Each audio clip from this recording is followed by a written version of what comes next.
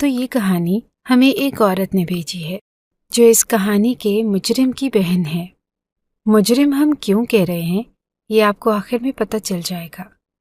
کہانی کو آخر تک ضرور سنیے گا۔ دوستو، آپ حیران رہ جائیں گے اور آپ کی آنکھوں میں آنسو آ جائیں گے، کیونکہ یہ کہانی نہیں بلکہ کسی کی زندگی کا سچا واقعہ ہے۔ یہ کہانی ہمیں جس لڑکی نے بھیجی ہے، آئیے اسی کی زبانی سنتے ہیں۔ اس کا نام معصومہ ہے۔ میں اس کمرے کے سامنے زمین پر ایسے بیٹھی تھی کہ جیسے میری زندگی بھر کی دولت آج اس کمرے میں بکھری پڑی ہے۔ میری آنکھوں میں اس وقت صرف غصہ ہی غصہ تھا، اور جس آدمی نے یہ سب کچھ کیا تھا، میں اس کا گریبان پکڑ کے اسے سوال کرنا چاہتی تھی کہ وہ کیسے اتنا ظالم ہو سکتا ہے۔ میرا دل کر رہا تھا کہ وہ میرے سامنے آ جائے اور میں ساری دنیا کے سامنے اس پر تھپڑوں کی بارش کر دوں، یہاں تک کہ اسے تھپڑ مارتے مارتے بے شک میرے ہاتھ بھی ٹوٹ جائیں، لیکن میں نہ رکوں۔ آپ لوگ اندازہ لگائے کہ جب کسی شخص کے لیے آپ کے دل میں اتنی نفرت آئے تو پھر اس نے کیا کیا ہوگا، کیونکہ جو اس نے کیا تھا وہ گناہ کبیرہ سے بھی بڑا گناہ تھا، اور اس کا گناہ ہماری آنکھوں کے سامنے پڑا تھا۔ سارے محلے والے بھی دیکھ رہے تھے، لوگ کانوں کو ہاتھ لگا رہے تھے اور ایمبولینس والے بھی آ گئے۔ تھوڑی دیر کے بعد گاڑی کی آواز آئی اور محلے والوں نے کہنا شروع کر دیا کہ وہ آ گیا بدبخت، دیکھو وہ بدبخت آ گیا۔ میں نے بھی پلٹ کر دیکھا اور وہی جو ارادے تھے میرے دل میں، انہیں کو اپنے دل میں لیے میں اس شخص کی طرف بڑھی کہ آج اس کو نہیں چھوڑنا۔ لیکن جیسے ہی اس کو دیکھا تو میں تو سجدے میں گر گئی اور میں نے پھوٹ پھوٹ کر رونا شروع کر دیا کہ میں اللہ سے شکر کر رہی تھی کہ اس نے یہ کام کیا ہے، اور اللہ نے تو پہلے ہی انصاف کر دیا تھا۔ لیکن جب میں نے اس کو دیکھا تو میری آنکھوں میں بھی آنسو آ گئے۔ پر پھر اس نے ایسی بات بتائی کہ ساری کہانی جو الجھی پڑی تھی اور کسی محلے والے کو بھی سمجھ نہیں آ رہی تھی، وہ سمجھ آ گئی۔ اس نے کہا کہ میں نے ہی اپنی سگی، میرا نام معصومہ ہے، مجھے اپنے بابا سے بہت محبت تھی اور میں ان کی لاڈلی بیٹی تھی، لیکن ایسا صرف مجھے ہی لگتا تھا، کیونکہ انہوں نے کم عمری میں ہی میری شادی کروا دی، اور وہ بھی تب جب وہ بستر مرگ پر پڑے تھے۔ جاتے جاتے انہوں نے اپنے بزنس پارٹنر کو خوش کرنے کے لیے اس کے بیٹے کے ساتھ میری شادی کروا دی۔ اب وہ اتنا سخت مزاج آدمی تھا کہ مجھے کہیں آنے جانے نہیں دیتا تھا۔ میں اپنے ہی گھر میں آنے جانے سے رہ گئی اور بس اپنی دنیا میں رہتی۔ میرے گھر میں میری ایک ماں تھی جس کا نام شوکت تھا۔ شوکت کو میرے والد صاحب کے جانے کے بعد فیکٹری مل گئی اور میرے شوہر کے بھی اسی فیکٹری میں حصے تھے، اس لیے وہ دونوں مل کر ہی کام کیا کرتے تھے۔ دونوں آپس میں اچھے دوست بھی تھے، اور کہنا تو نہیں چاہیے لیکن دونوں کی ہی آپس میں ایک جیسی بات ہوتی تھی۔ میرا بھائی بھی اپنی بیوی کے ساتھ اچھے طریقے سے نہیں رہتا تھا اور میرا شوہر بھی، لیکن بھابھی کی زبان تو سنتوں کو کہتی تھی کہ مجھے تو اس نے پری بنا کے رکھا ہوا ہے، اور پتہ نہیں اندر کی بات کیا تھی۔ میرا بھائی باہر سب کو یہ کہتا کہ میں نے اپنی بیوی کو بڑا کھینچ کے رکھا ہے، اور اصل میں خود اس کا غلام تھا۔ مجھے میرے گھر کی زیادہ خبر نہیں ملتی تھی اور جانے تو ویسے ہی نہیں دیتا تھا، فون وغیرہ پر ہی بات ہوتی تھی۔ میں نے بہت ضد کر کے اپنی ماں کو فون دلوایا کہ میں نے کوئی بات کرنی ہوتی ہے اور بھابھی کے فون سے نہیں کر سکتی۔ تب کہیں جا کے میرے بھائی شوکت نے میری ماں کو فون لے کر دیا لگی، اور ایسی خبریں ملنے لگی کہ میں حیران رہ گئی۔ لیکن افسوس کی بات یہ تھی کہ میں کچھ کر نہیں سکتی تھی۔ میری ماں کہتی تھی کہ تمہاری بھابھی ہر روز ایک ہی طرح کا کھانا بنا کے میرے سامنے رکھ دیتی ہے۔ میں تو اس بات پہ حیران ہوتی ہوں کہ یہ خود بور نہیں ہوتی۔ میں نے کہا کہ امی، وہ ہر روز ایک طرح کا کھانا نہیں بناتی، بلکہ وہ آپ کو ایک ہی سالن بار بار گرم کر کے دیتی ہے، کیونکہ اکثر اس کے اسٹیٹس پر نئے نئے کھانوں کی تصویریں لگی ہوتی ہیں۔ آج میں نے یہ بنایا اور آج میں نے وہ بنایا، کل آپ کے گھر میں کوفتے بنے تھے۔ میری ماں نے کہا کہ نہیں بیٹا، مجھے تو کوفتے نہیں ملے، مجھے تو کل کے آلو بینگن ہی ملے ہیں، آج بھی وہی کھا رہی ہوں۔ جب میری ماں نے مجھے سارے شکوے بتا دیے کہ وہ ایسا کرتی ہے، میرے کپڑے نہیں دھوتی اور میں نماز پڑھ رہی ہوتی ہوں تو مجھے کہتی ہے کہ پہلے اٹھ کے روٹیاں ڈال دو، بعد میں نماز پڑھنا، اور میرے کپڑوں کو صحیح طریقے سے صاف نہیں کرتی، میرے کمرے کو صاف نہیں کرتی۔ میں بوڑھی عورت ہوں، مجھ سے اب جھاڑو نہیں چلایا جاتا۔ آخر پہ میں نے ان کو کہا کہ آپ شوکت بھائی کو کیوں نہیں کہتی کہ وہ اپنی بیوی کو سمجھائیں؟ یہ کیا بات ہوئی؟ وہ کیا اس گھر میں آپ کو ذلیل کرنے کے لیے آئی ہے؟ تو تب مجھے میری ماں نے ایسی بات بتائی کہ میں حیران رہ گئی۔ کہنے لگی کہ میں یہی بات کرنے شوکت کے کمرے میں جا رہی تھی۔ میں نے اسے اپنے کمرے میں بارہا بلایا لیکن وہ نہیں آ رہا تھا، تو سوچا کہ میں ہی چلی جاتی ہوں، دروازے پہ دستک دے کے بیٹے کو باہر بلوا لوں گی اور کھڑے کھڑے ہی بات کر دوں گی۔ لیکن جب دیکھا تو ان کا کمرہ اندر سے بند تھا۔ سوچا کہ مصروف ہوں گے، میاں بیوی ہیں، ابھی شادی ہوئی ہے۔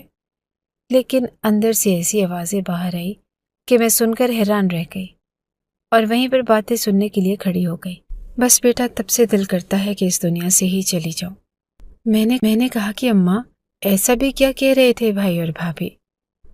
تو کہنے لگی کہ ہمارا اپنا خون تمہارا بھائی اور میرا بیٹا شوکت اپنی بیوی سے کہہ رہا تھا کہ تمہیں پریشان ہونے کی کیا ضرورت ہے، میری جان تو میری بیوی ہے، میرے دل کی رانی ہے، میرا سب کچھ ہے، میں تو تیرا غلام ہو گیا ہوں۔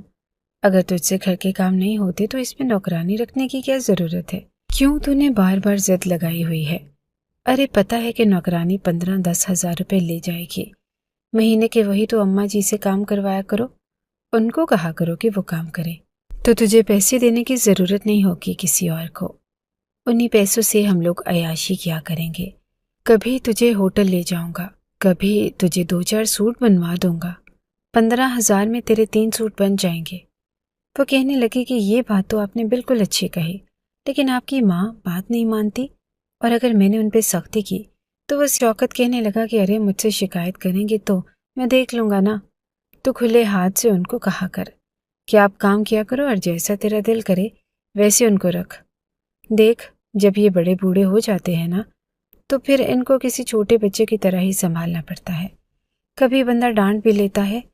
جب میری ماں نے مجھے یہ بات بتائی تو میں سن کے حیران رہ گئی۔ وہ کہتے ہیں نا کہ گھر میں اپنی بیوی کی عزت کروانا شوہر کا کام ہوتا ہے۔ اگر وہ سب کے سامنے اپنی بیوی کی عزت نہیں کرواتا اور باقی گھر والوں کو کہتا ہے کہ جو مرضی کرو اس کے ساتھ، تو پھر سارے اپنی آئی پہ آ جاتے ہیں اور ان کو کسی بات کا ڈر نہیں ہوتا۔ اس لیے کہتے ہیں کہ بیوی کے سامنے یہ بھی نہیں کہنا چاہیے کہ میرے گھر والوں کے ساتھ جیسے مرضی رہو، اور گھر والوں کے سامنے بیوی کو بھی زیادہ شیر نہیں بننے دینا چاہیے، اور بیوی کو بھی نہیں کہنا چاہیے کہ مجھے تو میرے گھر والے اچھے نہیں لگتے، اس لیے تمہارا جو دل کرے کیا کرو۔ الٹا سیدھا جواب دیا۔ یہاں پر وہ کسی طرح سے اپنی بیوی سے بات کر رہا تھا، لاڈ کرتے کرتے اسے یہ کہہ رہا تھا کہ ماں سے گھر کے سارے کام کروایا کرو، جبکہ اس کو یہ نہیں پتا تھا کہ ہماری ماں شوگر کی مریضہ تھی، اسے تھوڑی تھوڑی دیر کے بعد کھانے کی ضرورت ہوتی تھی، اور شوگر والے بندے سے کہاں اٹھا بیٹھا جاتا ہے۔ ہماری ماں نے ہم دونوں کو پیدا کیا، ہماری ماں کے ہاں 2 بچے اور بھی پیدا ہوئے تھے، لیکن دنیا میں آنے سے پہلے ہی اس دنیا سے رخصت ہو گئے۔ اور پھر میرے والد صاحب بھی ایسے ہی تھے، وہ بھی بہت غصہ کرتے تھے، انہوں نے بھی ماں کا بہت خون جلایا تھا، اور اب جب ان کے آرام کرنے کے دن تھے تو وہ سارے گھر کے کام کرتی ہیں، اپنی بہو کے ناز نخرے اٹھاتی، اور بہو بھی ایسی جو ان کی عزت تک نہ کرتی تھی۔ یہ بھائی کس طرف چل پڑا تھا تو مجھ سے بڑا، لیکن صرف 1 سال ہی بڑا تھا، اس لیے میں نے سوچ لیا کہ بات ضرور کروں گی۔ بہت زیادہ غصے میں تھی میں۔ ٹھیک ہے، اپنی بیوی کو بھی ناز سے رکھتا، لیکن اپنی ماں کے ساتھ ایسا نہیں کرنا چاہیے تھا، ورنہ اس کی بیوی تو شیر ہو جاتی اور اس سے بھی نہ ڈرتی۔ میں نے سب سے پہلے اپنے بھائی کو ایک وائس میسج بھیجا اور میں نے کہا کہ میں آ رہی ہوں، پھر ادھر سے اپنے شوہر سے کہا کہ مجھے میرے گھر جانا ہے تو میں جاتی ہوں، لیکن میرے شوہر نے کہا کہ تم وہیں رکو، میں خود آتا ہوں اور تمہیں چھوڑ کے آؤں گا۔ میں بڑی خوش ہوئی کہ آج اس کو بھی احساس ہو گیا کہ مجھے میرے میکے چھوڑ کے آئے۔ چلو ٹھیک ہے، میں اس کا انتظار کرنے لگی۔ جب وہ آیا تو اس نے کہا کہ ذرا ادھر آؤ، مجھے کمرے میں بٹھایا اور فون پہ کچھ ڈھونڈنے لگا۔ میں نے کہا کہ یہ کیا کر رہے ہیں، چلے نا مجھے چھوڑ آئیں، میں نے جانا ہے اور پھر واپس آنا ہے، رات کا کھانا میں نے گھر کا ہی بنانا ہے۔ تو کہنے لگا کہ 1 منٹ और उसने फ़ोन पर ही कोई वॉइस मैसेज खोला और इसे प्ले करके मुझे सुनाने लगा, जिसमें अपने भाई से मैं कह रही थी कि ये जो तुम अपनी बीवी को हल्लाशेरियाँ दे रहे हो कि माँ के साथ जो मर्जी करो, उनके बारे में मुझे पता चल गया है और अब मैं ये बिल्कुल भी बर्दाश्त नहीं करूँगी कि हमारी माँ के साथ ऐसा हो। मैं आ रही हूँ और अगर तुमने मेरी माँ के साथ यही सब कुछ करना है तो मैं अपनी माँ को अपने साथ लेके वापस जाऊँगी, फिर तुम्हारी बीवी को सब कुछ करना पड़ेगा। मैं उस वक्त बहुत गुस्से में थी, इसलिए मैंने यही वॉइस मैसेज किया ताकि मेरे भाई को पता चले कि मैं क्या बात करने आ रही हूँ। लेकिन ये वॉइस मैसेज मेरे शौहर के पास कहाँ से आ गया और वो मुझे ऐसे सुना रहा था कि जैसे मेरे सामने अदालत लगा के बैठ गया। उसने कहा कि तुम अपने घर में सुकून से नहीं बैठ सकती, क्यों अपने भाई के घर के पीछे पड़ी हो? उसका घर है, वो जो मर्जी करे। वो तुम्हारा बाप जिंदा होता तो फिर तुम्हारा भी कोई हक बनता। बाप तो है नहीं तो वही है बड़ा वहां पर। मैंने कहा कि ये उसने आपको क्यों भेजा? आपका बड़ा दोस्त यार बनता है तो आप उसे नहीं समझा सकते कि इस तरह की हरकतें नहीं करनी चाहिए। मुझे और ज़्यादा गुस्सा आ रहा था कि मैं अपने भाई की शाम को क्लास लगाने जा रही थी और कहाँ को इसने मेरे शौहर के सामने ही मुझे मुजरिम बना दिया। वो कहने लगा कि ये उनके घर का मामला है और तुमने ये क्यों कहा कि अपनी माँ को यहाँ ले आऊँगी? मैं तुम्हारी माँ को नहीं पालूंगा। मैंने कहा कि आपने पालना भी नहीं, मैं खुद अपनी माँ का ख्याल कर लूँगी और अगर मुझे अपनी माँ के लिए और उनके खर्चे उठाने के लिए नौकरी करनी पड़ी तो मैं वो भी कर लूँगी। उसने कहा कि अच्छा, तुम नौकरी पे जाओगी तो घर कौन संभालेगा? तुम्हारा बाप। मेरे शौहर ने मुझे इतनी बातें सुनाई, इतनी बातें। हमारी लड़ाई हो गई। मैंने भी 2-4 कड़वी बातें बोल दी। उसने तो मेरे पे हाथ उठाने की कोशिश की और मैं बैठी रोती रह गई कि कहाँ का मैं अपने भाई को समझाने जा रही थी और कहाँ को उसने मेरे घर में ही फसाद डाल दिया। मेरे शौहर ने तो मुझे यहाँ तक कह दिया कि कोई ज़रूरत नहीं किसी के घर में जाके उसका माहौल ख़राब करने की। चुप करके यहाँ बैठ जाओ और ख़बरदार जो तुम मैं की गई। वैसे भी तुम्हारा भाई और तुम्हारी भाभी हज पे जा रहे हैं, उनको सुकून से जाने दो। मैंने कहा कि मेरी माँ, उनको कहाँ छोड़ के जा रहे हैं? तो उसने कहा कि पागल, उनको कहाँ छोड़ के जाएंगे, उनको भी साथ लेके जा रहे हैं। जब मैंने ये बात सुनी तो मैंने सोचा कि चलो अच्छी बात है, अगर माँ को भी हज पे लेके जा रहे हैं, कम से कम उनका हज तो हो जाएगा। अल्लाह का घर देख आएंगी तो उनको सुकून मिलेगा, क्योंकि वो भी हमेशा से जाना चाहती थी। मेरे शौहर ने मुझे कह दिया कि बिना इजाज़त अगर घर से बाहर निकली ना तो फिर तुम्हें बताऊंगा। मैं टिक के घर पर ही बैठ गई। अम्मी को फ़ोन किया लेकिन फ़ोन नहीं उठा रही थी। फिर पता चला कि उनका फ़ोन ख़राब हो गया। उन्होंने कोई सिस्टम लगाया था कि उनको फ़ोन के बारे में इतना पता नहीं था। मुझे भी अपना घर प्यारा था और मेरे शौहर का कुछ पता नहीं था। वो वैसे ही मौका की तलाश में था, क्योंकि मेरी शादी तो मेरे भाई से भी पहले हुई थी। मेरी शादी को 4 साल हो गए थे और कोई औलाद ना थी। कहीं ऐसा ना होता कि वो मौका की तलाश में रहता और कोई मौका ढूंढ के मुझे फारिग कर देता और कहता कि तो मैं तलाक दे रहा हूँ और दूसरी लड़की से शादी कर लेता।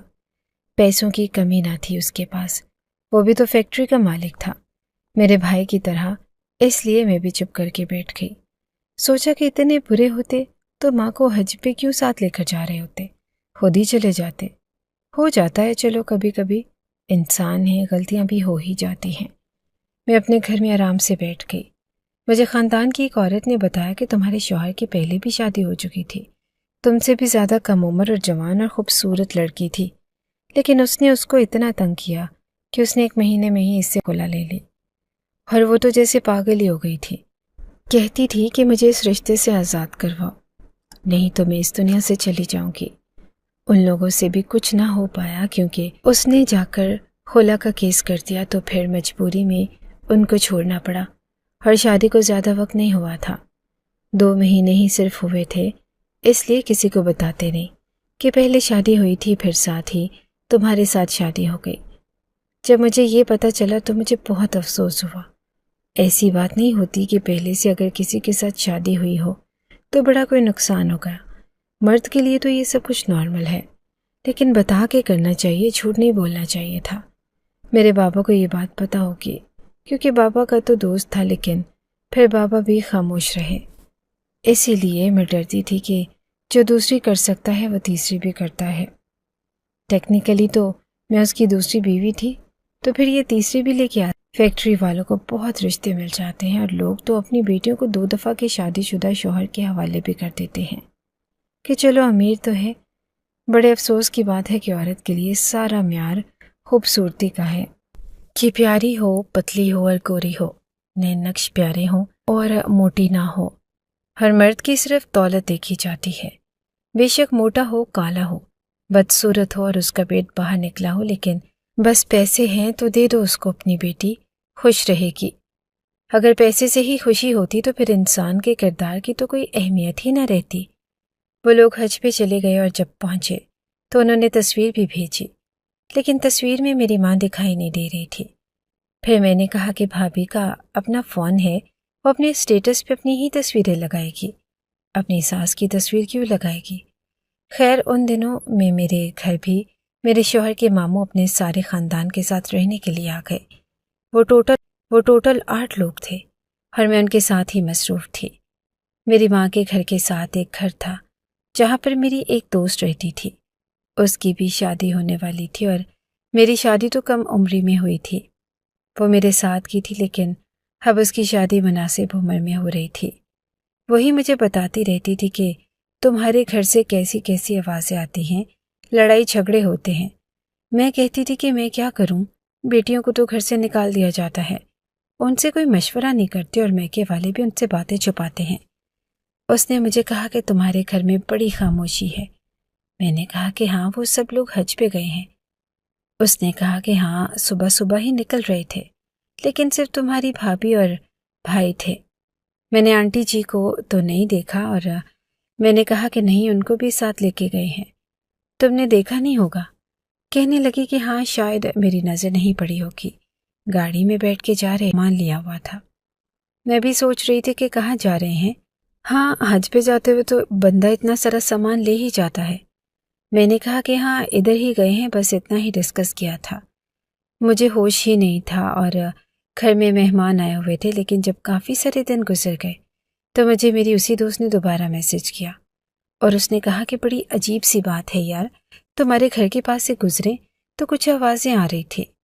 میں نے کہا کیسی آوازیں؟ تو کہنے لگی کہ تمہاری امی کی آوازیں۔ میں نے کہا کہ کیا ہو گیا ہے؟ میری امی تو حج پہ گئی ہوئی ہیں اور آج 10 دن ہو گئے ہیں۔ اس نے کہا کہ نہیں، مجھے وہیں سے آوازیں آ رہی تھی، تمہاری ماں کی تھی اور میں نے تمہاری ماں کی آواز اچھی طرح جانتی ہوں، وہ تو میری ماں جیسی ہیں۔ مجھے لگا کہ اسے وہم ہوا ہوگا، یہ پتہ نہیں وہ ایسی بات کیوں کر رہی ہے، اگر اس نے کی تو سوچ سمجھ کے کی ہوگی۔ میں نے کہا کہ اچھا، میں آتی ہوں، اور مجھے جاننے کی تو سوچ سمجھ کے کی ہوگی۔ میں نے کہا کہ اچھا، میں آتی ہوں، اور مجھے جانے میں 2 دن اور لگ گئے، کیونکہ میرے مہمان گئے تو ان کو رخصت کر کے پھر میں اپنے گھر کی طرف روانہ۔ گھر تو بند تھا لیکن دیکھنے کے لیے گئی کہ آوازیں کہاں سے آ رہی ہیں۔ میری ماں کا کمرہ بھی پیچھے والا تھا، تو وہاں تک میں کیسے پہنچتی؟ مجھے تو پتہ ہی نہیں چلنا تھا، اور پھر میں نے اپنی دوست کے بھائی کو کہا کہ ذرا چھت کے اوپر سے ٹاپ کے جاؤ اور دیکھو کہ اندر کیا ہو رہا ہے۔ اس نے کہا کہ ٹھیک ہے۔ وہ 8-10 سال کا تھا اور اندر چلا گیا۔ وہ اندر گیا ہوا تھا تو میں اپنی دوست کے ساتھ ہی کھڑی تھی۔ میں نے کہا کہ تمہیں پورا یقین ہے کہ تم نے کوئی آواز سنی؟ کہنے لگی کہ ہاں، میں نے آواز سنی، تمہاری امی تمہیں بلا رہی تھی۔ میں نے اسے کہا کہ میں اپنے شوہر کو بتائے بغیر آئی ہوں، ایسا نہ ہو کہ معاملہ کوئی اور ہو، واپس جاؤں گی تو مجھے طلاق دے دے گا۔ میری دوست نے کہا کہ کیسی باتیں کرتی ہو، ایسا شوہر ہے تو میرا بھائی بھی ایسا ہی ہے۔ تو اس نے کہا کہ نہیں، تمہارا بھائی ایسا نہیں، وہ تو تمہاری بھابھی کے ساتھ بڑا اچھا ہے، چھت پہ کھڑے ہوتے ہیں، پیار بھری باتیں کر رہے ہوتے ہیں۔ میں نے کہا کہ بس مجھے نہ بتاؤ یہ سب سن کے مجھے غصہ آتا ہے۔ بچہ اندر گیا تھا اور ابھی تک واپس نہیں آ رہا تھا۔ ابھی وہ چھوٹی عمر کا تھا اور پتہ نہیں، اسے شاید پتہ نہیں تھا کہ کہاں جانا ہے۔ سمجھا کے بھیجا تھا کہ پورے گھر کو اچھی طرح دیکھ کے آنا، اندر کوئی ہے تو نہیں۔ ویسے وہ تھا بہادر جو ہماری بات پہ چلا گیا، ورنہ اتنی چھوٹی عمر کا بچہ تو ڈر جائے کہ میں نے خالی گھر کے اندر نہیں جانا۔ لیکن تھوڑی دیر کے بعد اس کے چیخنے اور چلانے کی آواز آنے لگی اور اب ہم لوگ بھی پریشان ہو گئے۔ اس نے کہا کہ دروازہ کھولو، دروازہ کھولو، اور دروازہ تو بند تھا، یہ آوازیں سن کے میری دوست کا بڑا بھائی بھی وہاں پہ آ گیا۔ اس نے کہا کہ کیا ہو رہا ہے؟ ہم نے اسے سارا ماجرا بتایا تو اس نے کہا کہ پھر تالا توڑنا پڑے گا، اینٹ پڑی تھی۔ اس نے اٹھا کے تالے پہ ماری تو تالا فوراً ٹوٹ گیا۔ ہم لوگ گھر کے اندر داخل ہو گئے۔ اس کا بھائی جو گیا تو چھت سے تھا، لیکن لگتا ہے کہ بیچارہ بھول گیا کہ میں نے واپس چھت سے نکلنا تھا۔ بہت ڈرا ہوا تھا۔ اس کا بڑا بھائی اسے وہاں سے لے گیا۔ میں اور میری دوست آگے بڑھے اور پھر اس کے بعد جو میرے کانوں نے آواز سنی، میرے پاؤں کے نیچے سے زمین نکل گئی، کیونکہ یہ آواز میری ماں کی تھی اور وہ میرا نام پکار رہی تھی۔ صرف میرا ہی نہیں، اپنے بیٹے شوکت کو بھی بلا رہی تھی۔ امی بھلا دروازہ بند کر کے اندر کیا کر رہی ہیں؟ اور وہ بھلا اندر کیسے ہو سکتی ہیں؟ یہ کیا ہو رہا ہے؟ میرے آسان خطا ہو گئے اور میرے ہاتھ پاؤں کانپنے لگے۔ میں فوراً اپنی ماں کے کمرے کی طرف بڑھی تو اس کمرے کو بھی باہر سے تالا لگا تھا، لیکن اب آوازیں بالکل صاف آ رہی تھی۔ ہم نے اس کمرے کا دروازہ بھی توڑ دیا اور سامنے کا منظر دیکھ کے ہم لوگ حیران رہ گئے۔ فوراً آگے بڑھی اور میری دوست نے مجھے سہارا دیا، کیونکہ جب انسان اس طرح کے جذبات میں ہوتا ہے تو وہ اچانک سے پھسل جاتا ہے۔ اس کے پاؤں پر بھی اس کا قابو نہیں رہتا۔ میں بھی زمین پہ گر گئی اور جب میں نے سامنے کا منظر دیکھا تو میں چیخ اٹھی۔ میری چیخیں باہر تک جانے لگیں۔ محلے کے باقی لوگ بھی اکٹھے ہو گئے اور جلدی جلدی ایمبولینس والوں کو فون کیا۔ سب لوگ ادھر ادھر بھاگنے لگے۔ میری ماں اس گھر کے اندر تھی جس کو میرے بھائی نے گھر کے اندر ہی بند کیا تھا، اور ان کو یہیں پر بند کر کے چلا گیا، اور خود حج پہ اپنی بیوی کو ساتھ لے کے چلا گیا تھا۔ اس نے یہ جھوٹ بولا کہ ماں کو بھی ساتھ لے کے جا رہا ہوں، اور میں تبھی کہوں کہ میری بھابھی جب سٹیٹس لگاتی تھی تو اس میں میری ماں نظر کیوں نہیں آتی تھی، اور وہ کیوں کر میری ماں کو لے جانے لگے؟ حج پہ جانا کون سا آسان ہے؟ لاکھوں کا خرچہ ہے، اور وہ کیوں ایسا خرچہ کرتے؟ وہ میری ماں کو گھر میں چھوڑ کے گئے تھے، کمرے کے اندر شاید کچھ دنوں کا کھانا اور پانی رکھ کے میری ماں کو گھر میں چھوڑ کے گئے تھے۔ کمرے کے اندر شاید کچھ دنوں کا کھانا اور پانی رکھ کے چلے گئے تھے، لیکن اتنا کافی نہیں تھا، کیونکہ میری ماں بوڑھی عورت تھی۔ فوراً ہسپتال لے کر بھاگے۔ میری ماں کے جسم میں چند سانسوں کے علاوہ کچھ نہیں تھا۔ وہ ماں جو اپنے بچے کو پیدا کرتی ہے، اس کے لیے تکلیف اٹھاتی ہے اور راتوں کو جاگتی ہے، ایک پل بھی اس کا سکون کا نہیں گزرتا۔ اسی ماں کے ساتھ جب کوئی بیٹا ایسا کرے تو اس پہ کیا گزرتی ہے؟ میری ماں مجھے پکار رہی تھی، صفیہ، میری بیٹی صفیہ، تو ہی آ جا، تو ہی کہیں سے آ کے مجھے بچا لے۔ پھر کہہ رہی تھی کہ شوکت، شوکت، یہ تو نے کیا کیا؟ تو کیوں مجھے یہاں چھوڑ کے چلا گیا بیٹا؟ میرا کیا قصور تھا؟ میں جلدی جلدی ہسپتال لے کر گئی۔ ڈاکٹر نے بھی ہمیں باتیں سنائی اور اس نے کہا کہ آپ کس قسم کے لاپرواہ لوگ ہیں، یہ کیا حال کیا ہے اس عورت کا، یہ کہاں سے لے کر آ رہے ہیں آپ اس کو؟ فوراً ان کو اندر لے کر گئے اور انہوں نے زیادہ امید نہ رکھیں اور اللہ سے دعا کریں، کیونکہ شاید ان کو پتہ چل گیا تھا کہ کچھ ہونے والا ہے۔ جب اس طرح کے مریضوں کو کوئی لے کر آتا ہے تو ہسپتال والے اور ڈاکٹر جانتے ہیں، کیونکہ مریض تو شاید اپنی زندگی ختم ہونے کے بعد خود اس دنیا سے چلا جاتا ہے، لیکن پھر اس طرح ریکارڈ بھی خراب ہوتا ہے اور ڈاکٹر کا بھی ریکارڈ خراب ہوتا ہے، اور ہسپتال والوں کو بھی وہ کہتے ہیں کہ مریض کو لائے تھے اور وہ بیچارہ اس دنیا میں نہ رہا۔ اس لیے ڈاکٹر نے پہلے ہی ہمیں یہ سب کچھ کہہ دیا۔ ہم بڑے پریشان ہو گئے کہ اب کیا ہوگا۔ میرا دل کر رہا تھا کہ میں اپنے بھائی کو فون کروں، اس سے پوچھوں کہ یہ تم نے کیا کیا، لیکن ان کا وہاں پہ کون سا نمبر تھا یہ ہمیں پتہ نہیں تھا۔ میری ماں ہسپتال میں پڑی تھی، اور کیوں پڑی تھی؟ میرے بھائی کی وجہ سے۔ میں تو اس بات پہ حیران ہوں کہ اس نے یہ سب کچھ سوچا کیسے اور کیسے یہ سب کچھ کیا، کیسے وہ اس مقام پر پہنچ گیا۔ ہم سب لوگ وہیں کھڑے تھے اور محلے کے کچھ لوگ بھی، جب پیچھے سے کی آواز آئی۔ میں کبھی نہ پیچھے پلٹ کر دیکھتی، لیکن میں اس عورت کی آواز پہچان گئی، اور جب میں نے پلٹ کر دیکھا تو وہ میری بھابھی تھی، اور میرے بھائی کو اس نے ویل چیئر پہ بٹھایا تھا۔ مجھے اپنے بھائی پہ اس سے پہلے اتنا غصہ آ رہا تھا کہ ذرا میرے سامنے آ جائے تو میں اس کو ٹھیک کروں، اسے سوال کروں کہ تو اتنا ظالم کیوں ہو گیا، لیکن جب میں نے پلٹ کر دیکھا تو میری آنکھوں میں آنسو آ گئے، اور میں زمین پہ بیٹھ گئی اور سامنے کا منظر دیکھنے لگی، کیونکہ گھر تو میرا ہی برباد ہو رہا تھا، پہلے میری ماں اور اس کے بعد میرا بھائی۔ یہ سب کیا ہو رہا تھا؟ اس کی حالت ایسی تھی کہ ڈاکٹر بھی ڈر گئے اور لوگ ایک سائڈ پہ ہو گئے۔ ایک عورت تو اپنے 2 بچوں کو بھی وہاں سے لے گئی، جو میرے بھائی کو دیکھ کے ڈر کے مارے رونا شروع ہو گئے تھے، لگتا ہے کہ جیسے کوئی بھوت آ گیا۔ میں نے کہا کہ یا خدا، یہ کیا ہو رہا ہے؟ میرا شوہر بھی وہاں پہ آ گیا۔ وہ آیا تو غصے میں تھا کیونکہ میں اس کو بتائے بغیر یہاں پر آ گئی تھی، اور شوہر بھی وہاں پہ آ گیا۔ وہ آیا تو غصے میں تھا کیونکہ میں اس کو بتائے بغیر یہاں پر آ گئی تھی، اور کافی گھنٹے گزر گئے۔ لیکن جب اسے پتہ چلا کہ یہاں پہ کیا ہو رہا ہے، اور جب اس نے اپنے جگری دوست شوکت کی حالت دیکھی تو اس کا دل بھی پگھل گیا۔ اس کو بھی فوراً ڈاکٹرز اندر لے کر گئے، لیکن ڈاکٹر نے کہا کہ ان کا معاملہ تو پہلے ہی طے ہو چکا ہے، ہمارے پاس ان کا کوئی علاج نہیں۔ بھابھی باہر بیٹھی تھی اور میں نے ان سے پوچھا کہ کیا ہوا، یہ سب کچھ کیسے ہوا؟ آپ لوگ تو اللہ کا گھر دیکھنے گئے تھے۔ اللہ کے گھر جا کے تو بیمار لوگ بھی ٹھیک ہو جاتے ہیں، اور آپ لوگ تو ٹھیک ٹھاک گئے تھے، پھر آپ لوگوں کے ساتھ یہ کیا ہو گیا؟ تو اس نے ہمیں ایسی بات بتائی کہ ہم لوگ حیران رہ گئے۔ اس نے کہا کہ یہ سب کچھ میری وجہ سے ہوا ہے، تمہارے بھائی کو کہیں سے بہت سارے پیسے ملے تھے، اور اس نے کہا کہ ہم لوگ حج پہ جائیں گے۔ میں بھی جانا چاہتی تھی، اور اس نے مجھے خواب دکھائے کہ وہاں سے تمہیں شاپنگ بھی کراؤں گا، وہاں کی چیزیں ہوں گی اور ساری یہاں۔ میں بھی خوش ہو گئی کہ چلو اچھی بات ہے، اور جانے کی تیاری کر لے۔ لیکن ماں کو کہاں چھوڑ کے جاتے؟ وہ امی کو ساتھ نہیں لے جانا چاہتا تھا۔ تو میں نے کہا کہ تمہارے گھر چھوڑ جاتے ہیں، لیکن جب تمہارے شوہر کو یہ بات بتائی تو اس نے کہا کہ ہمارے گھر میں تو ویسے ہی مہمان آ رہے ہیں، تو یہاں پہ تو نہیں رکھ سکتے، اور تمہارے شوہر نے بڑے غصے سے یہ بات کہی تھی کہ ہم یہاں پہ نہیں رکھ سکتے، تمہاری ماں ہے، تم سنبھالو، شوگر کی مریضہ ہے، میری بیوی کس کس کو سنبھالے گی، اور پھر میرے گھر کا اور میری پرائیویسی کا بھی تو معاملہ ہے۔ اس نے تو انکار کر دیا۔ اب ہم لوگ پریشان ہو گئے کیونکہ ہم نے ٹکٹ کرا لیے تھے، اور حج تو سال میں ایک ہی دفعہ آتا ہے۔ ہم جانا چاہتے تھے، اور ہمارے لیے صرف حج نہیں تھا بلکہ ٹور بھی تھا۔ ہم نے سیر بھی کرنی تھی اور ہم نے شاپنگ بھی کرنی تھی، اور میں اس وقت بالکل سرور میں تھی کہ نہیں میں نے تو بس جانا ہے، میں نے تو نکلنا ہے، اور ایسا کوئی رشتہ دار بھی نہیں تھا تو میرے شوہر نے یعنی کہ تمہارے بھائی شوکت نے کہا کہ پھر کچھ اور ہی کرنا پڑے گا، گھر پہ ہی چھوڑ جاتے ہیں۔ ماں ہمارے لیے بوجھ بن گئی تھی، ایک ایسی ذمہ داری جو ہم اٹھانا نہیں چاہتے تھے۔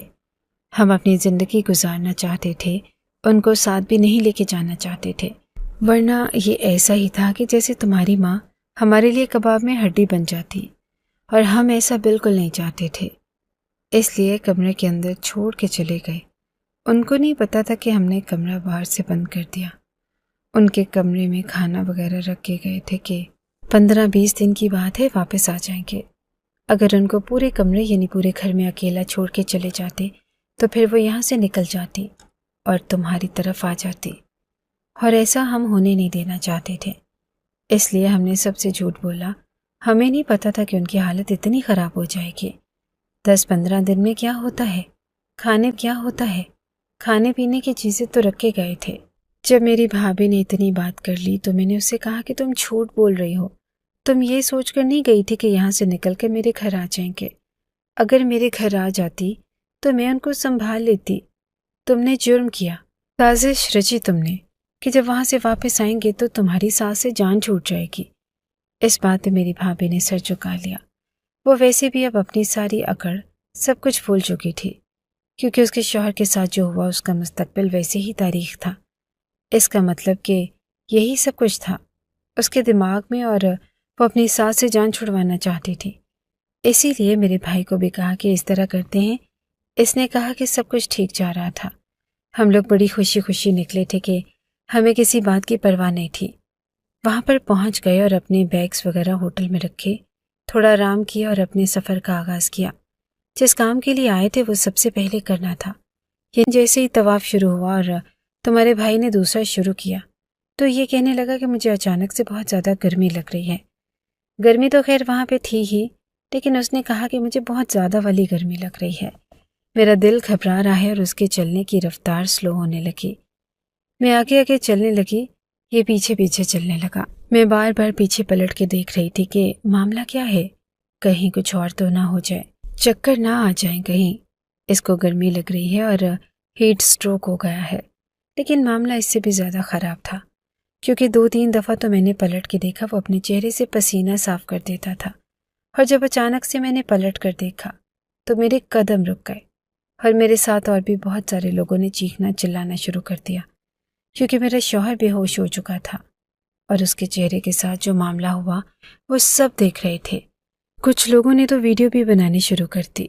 جلدی جلدی ہسپتال لے کے گئے اور پاس جتنے پیسے تھے وہ خرچ ہو گئے۔ بڑی مشکل سے سارا کچھ ہینڈل کر کے واپس آئی ہوں اور اپنی زندگی کا سب سے برا وقت گزارا ہے۔ سوچ رہی تھی کہ اگر ماں ساتھ ہوتی تو میرا ساتھ دیتی، میں اکیلی نہیں ہوتی۔ پرایا ملک تھا اور پاس پیسے بھی کم تھے، اوپر سے شوہر کی ایسی حالت نے اتنا برا وقت گزارا ہے کہ پوچھو مت صفیہ۔ میں نے کہا کہ ہاتھ مت لگاؤ مجھے۔ وہ میرے ہاتھ پہ ہاتھ رکھ کے بولی تھی، تم ایک بہت بری عورت ہو، تمہارے ساتھ بالکل اچھا ہوا، بلکہ اس سے بھی زیادہ برا ہونا چاہیے تھا۔ یہ سب کچھ تمہارے مشورے پہ ہی ہوا ہوگا۔ اور وہ مان گئی کہ مشورہ اسی نے دیا کہ امی کو گھر ہی چھوڑ کے چلے جاتے ہیں۔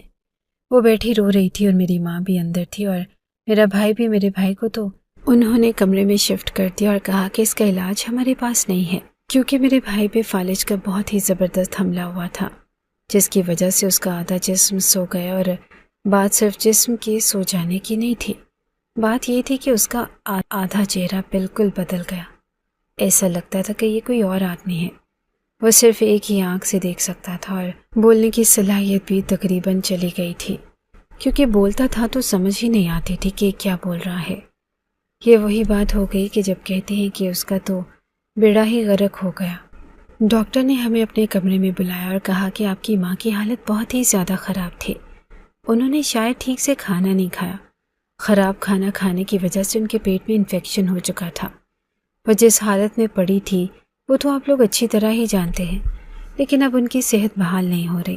پانی کی شدید کمی ہے اور ہم لوگ ڈرپس وغیرہ لگا رہے ہیں، لیکن اثر نہیں ہو رہا، اور آپ لوگ دعا کیجیے، پر امید بہت ہی کم ہے۔ میری ماں بوڑھی عورت تھی اور ان کے ساتھ بہت برا ہوا تھا۔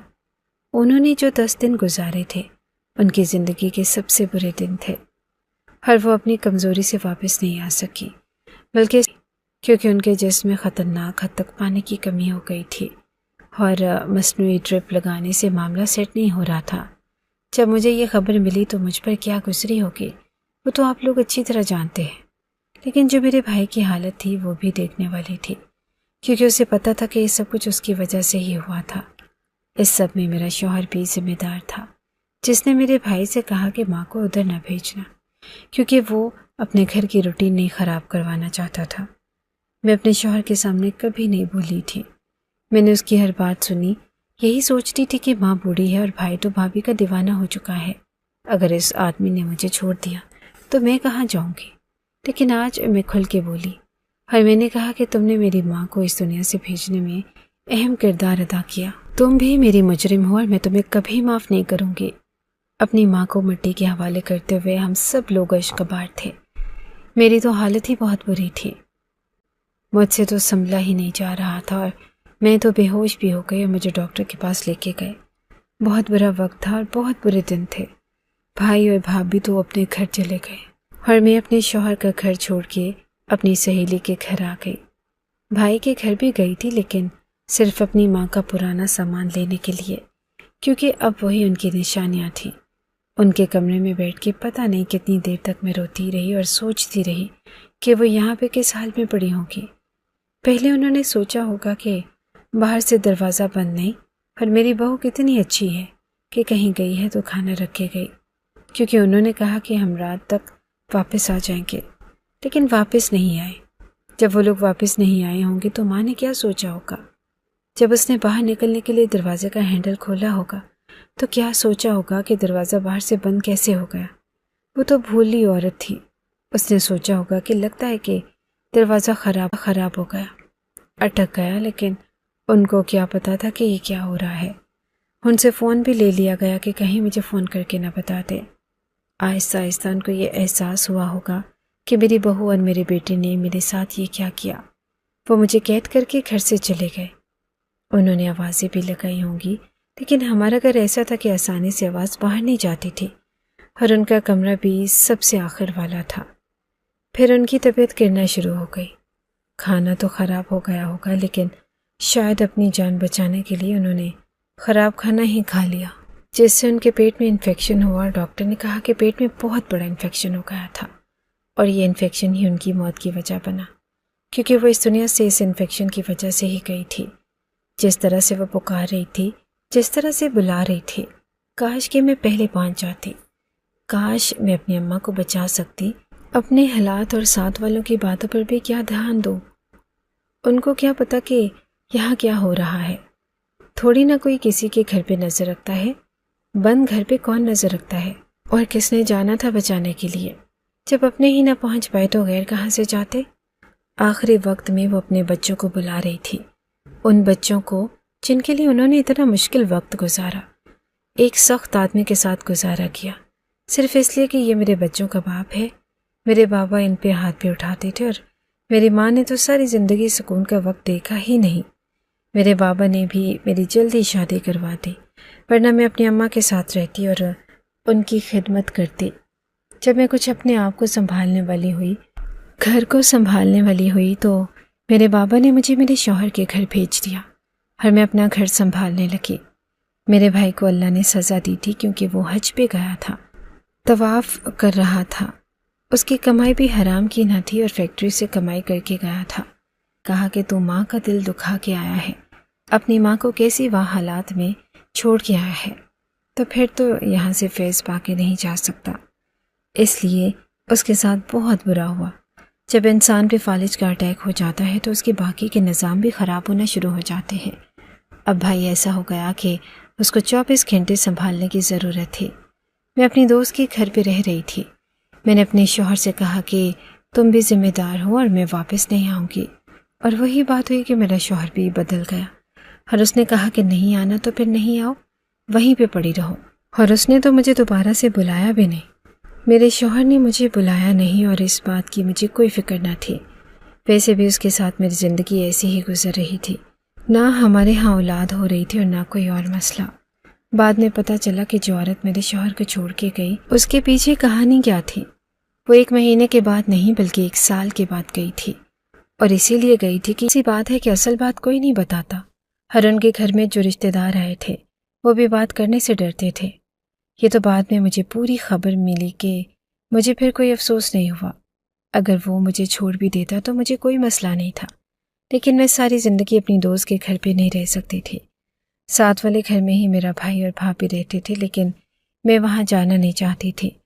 2-3 دفعہ اس نے پیغام بھیجا کہ ادھر آ جاؤ، مجھے معاف کر دو، لیکن میں نے انکار کر دیا۔ لیکن 1 مہینہ اسی طرح گزر گیا تو مجھے پتہ چلا کہ میری بھابھی بھائی کا ٹھیک سے خیال نہیں کرتی، لڑائی جھگڑا کرتی ہے اور کہتی ہے کہ تم اب بالکل بھی کسی کام کے نہیں رہے، بیکار ہو گئے ہو، اور فیکٹری میں بھی میرے شوہر نے لوٹ مار مچا رکھی تھی، وہ بھی پورے پیسے نہیں دیتا تھا، اور میری بھابھی بھی ایک دن اچانک میرے بھائی کو چھوڑ کے چلی گئی۔ رات کے ٹائم مجھے میری بہن جیسی دوست نے بتایا کہ یہ معاملہ ہے۔ میں جاننا تو نہیں چاہتی تھی لیکن چلی گئی، اور دوست نے بتایا کہ یہ معاملہ ہے۔ میں جاننا تو نہیں چاہتی تھی لیکن چلی گئی، اور جا کے سارے گھر کی حالت دیکھی تو حیران رہ گئی۔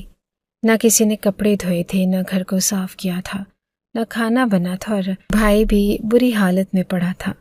وہ پانی پینے کے لیے ترس رہا تھا اور اسے پانی پلانے والا کوئی نہ تھا۔ کچھ دن کے بعد بھابھی نے بھی خلا کا نوٹس بھیج دیا۔ ظاہر ہے اب وہ نہیں رہنا چاہتی تھی، اس کا مطلب تو پورا ہو گیا تھا۔ آج اس بات کو 1 سال ہو گیا ہے اور میں ادھر ہی رہتی ہوں۔ میرے شوہر نے بھی مجھے چھوڑ دیا اور میری بھابھی نے میرے بھائی کو چھوڑ دیا۔ اب ہم لوگ اس گھر میں رہتے ہیں اور میں اپنے بھائی کا خیال کرتی ہوں۔ رشتے جیسے بھی ہوں، انسان ان کو چھوڑ نہیں سکتا۔ وہ بہت معافی مانگتا ہے اور علاج بھی کروا رہے ہیں، تھوڑا بہت فرق پڑا ہے، لیکن کہتے ہیں نا کہ پہلے انسان معاف کرتا ہے پھر اللہ معاف کرتا ہے، اور جس کے ساتھ برا کیا وہ تو اس دنیا سے ہی چلی گئی، تو معاف کون کرے گا؟ کبھی کبھی دل بھی دکھتا ہے کہ ہمارے گھر کے ساتھ یہ کیا ہو گیا۔ ماں اس دنیا سے چلی گئی، مجھے بھی طلاق ہو گئی، میرے بھائی کی بیوی بھی اس کو چھوڑ کے چلی گئی، اور اس کے ساتھ بھی اتنا برا ہوا۔